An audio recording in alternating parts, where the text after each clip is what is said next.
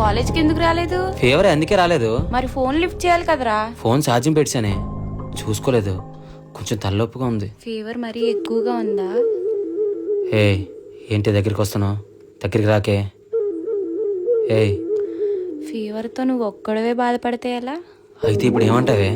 అంటే అది వద్దే. ఏం చేస్తున్నావే? ఏం చేస్తే నీకేంట్రా, సైలెంట్ గా ఉండు. టైమింగ్ తెలిసినట్టుందిరా.